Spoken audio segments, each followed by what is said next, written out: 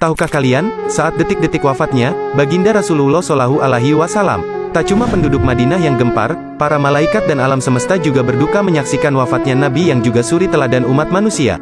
Rasulullah Shallallahu Alaihi Wasallam menghadap Ilahi Rabi pada hari Senin pagi tanggal 12 Rabiul Awal tahun 11 Hijriah bertepatan 633 Masehi.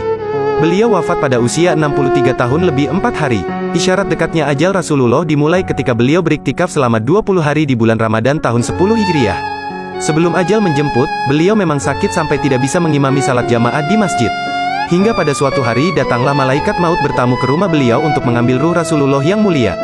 Kedatangan tamu itu sebenarnya ditolak oleh putri tercinta Sayyidah Fatimah Az-Zahra radhiyallahu anha, tetapi setelah Rasulullah menjelaskan bahwa yang datang adalah malaikat maut, akhirnya Fatimah mempersilakan masuk.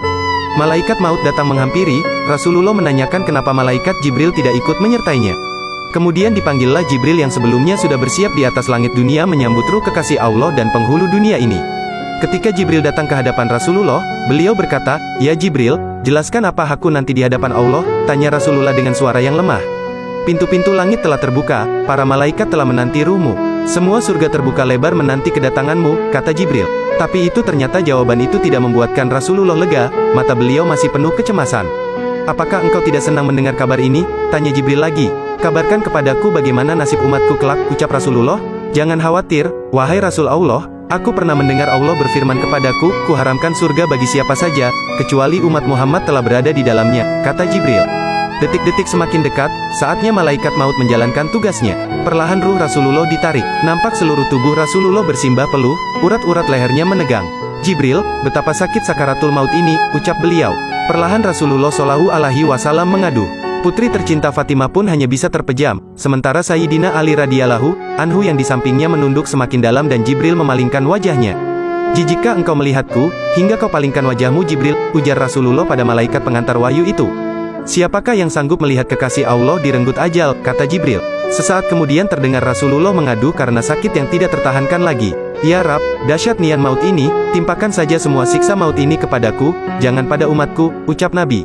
Badan Rasulullah mulai dingin, kaki dan dadanya sudah tidak bergerak lagi. Bibir beliau bergetar seakan hendak membisikkan sesuatu. Ali mendekatkan telinganya.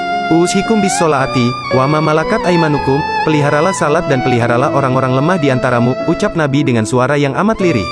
Di luar, pintu tangis mulai terdengar bersahutan, para sahabat saling berpelukan.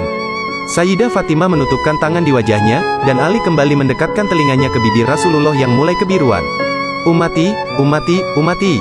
Dan, berakhirlah hidup manusia paling mulia Rasulullah Muhammad. Kalimat kecintaan beliau terhadap umatnya, hingga beliau menginginkan semua siksa maut umatnya ditimpakan kepada beliau.